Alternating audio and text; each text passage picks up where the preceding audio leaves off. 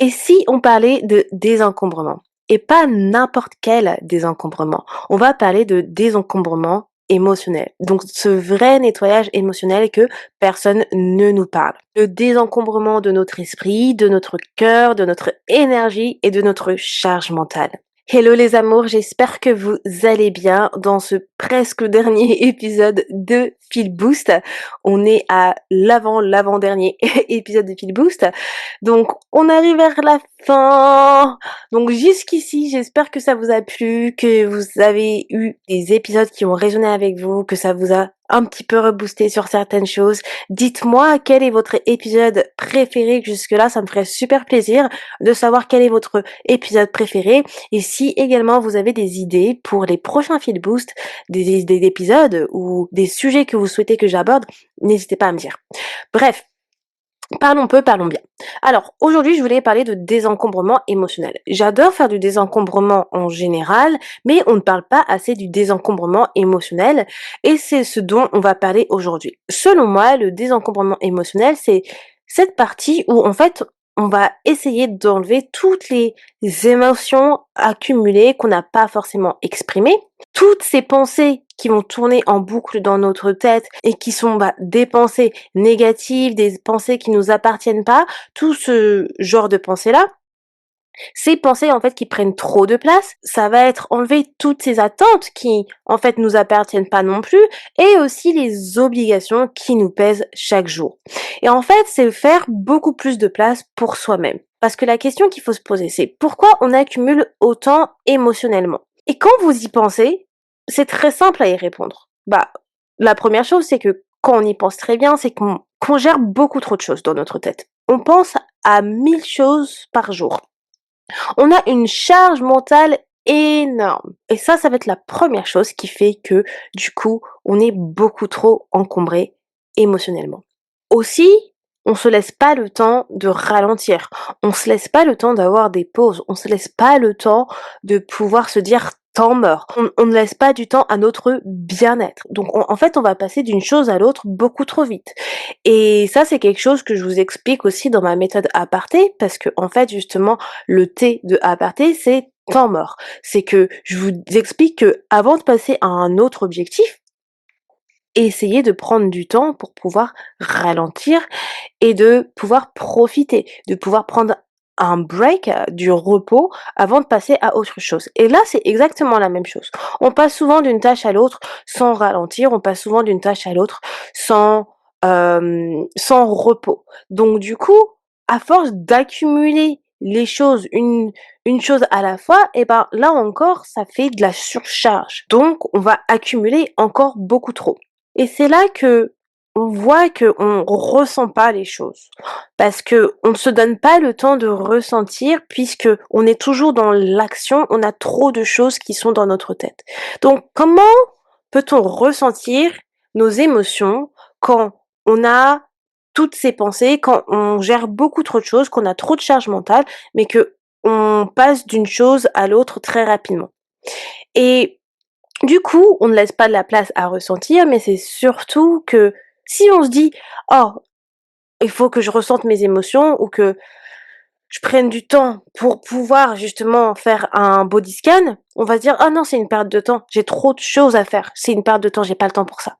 Alors qu'en fait, si, il faut prendre le temps pour ça. Et je vous ai parlé justement de moi, la surcharge émotionnelle et la surcharge mentale que j'avais accumulée, pendant les périodes, justement, des avant les fêtes, l'année dernière.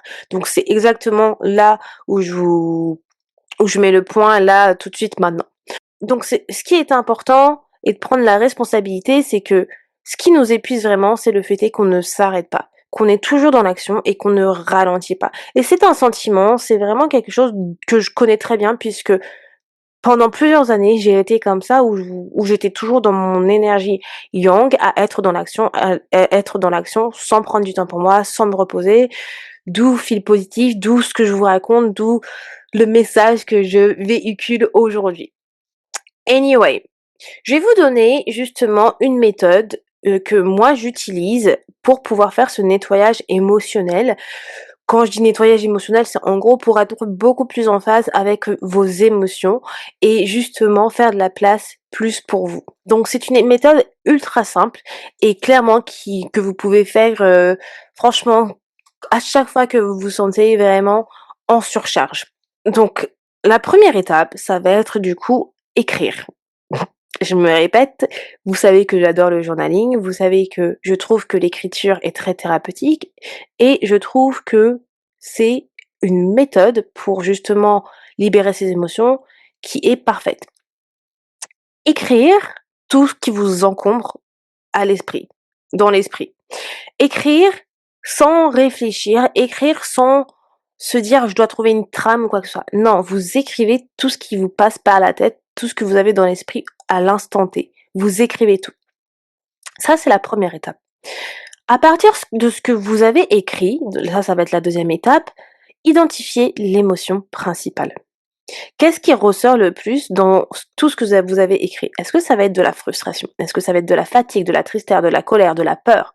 Identifiez tout ça. La troisième étape, c'est que lorsque vous avez identifié du coup cette émotion principale, ou peut-être qu'il y en a 2 ou 3, observez cela. Observez cette émotion, ressentez cette émotion.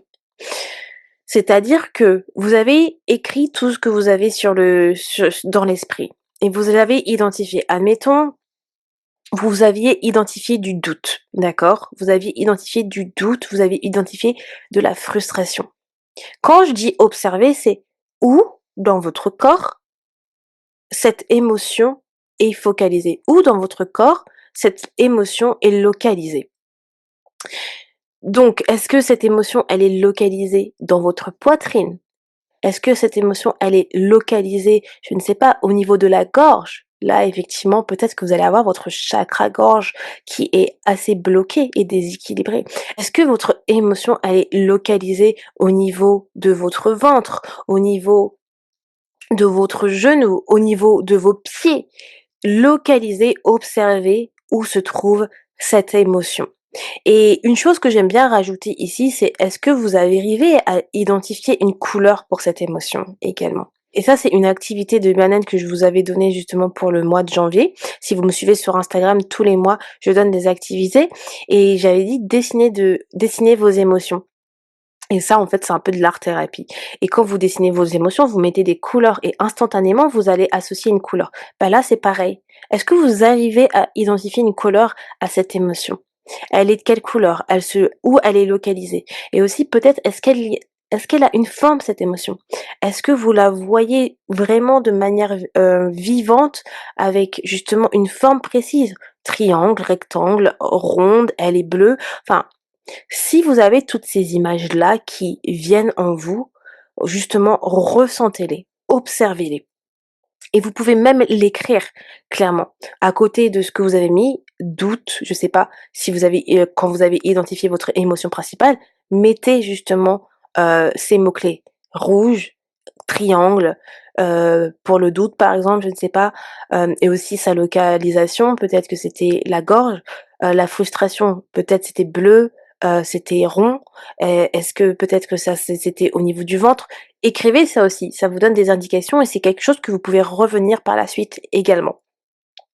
Dès que du coup vous avez observé vos émotions et que vous avez réussi à localiser cela, prenez une grande respiration et dites-vous que c'est OK de ressentir ce que vous avez ressenti. Ensuite, la quatrième étape, ça va être le moment où vous allez libérer ces émotions en mouvement, donc bouger votre corps. Donc en fait, pendant 1 à 2, 3 minutes, vous pouvez faire soit des exercices de respiration ou de breathwork ou soit mettre votre corps en mouvement. Et en fait, quand vous mettez votre corps en mouvement, ça va être simplement juste checker votre corps.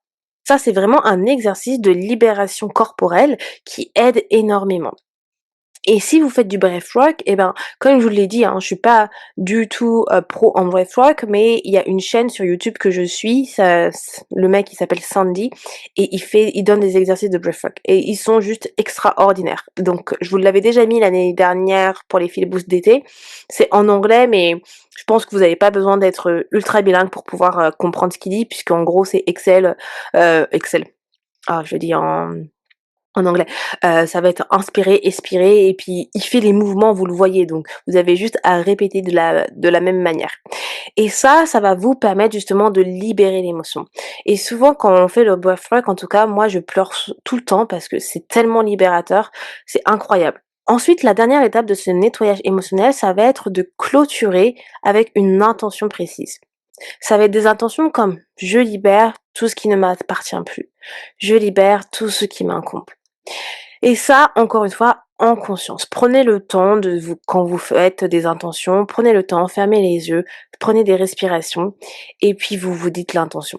En faisant ce nettoyage émotionnel, ce que vous allez ressentir, c'est beaucoup plus de légèreté, beaucoup plus de clarté également puisque toute cette surcharge émotionnelle, toute cette surcharge mentale aura disparu et ça va laisser la place à de la stabilité, mais également de la place pour vous, pour pouvoir ressentir et c'est ça qui est important. Voilà les amours pour cet épisode de désencombrement émotionnel. C'est une méthode que moi j'applique énormément, qui selon moi ne prend pas énormément de temps non plus et que vous pouvez vraiment intégrer en termes de routine en fait. Faites-vous une petite routine où vous faites ce petit nettoyage émotionnel et franchement ça fait beaucoup de bien. Dites-moi si vous allez tester. Moi je vous dis à demain pour un nouvel épisode des filles positives. Bye tout le monde.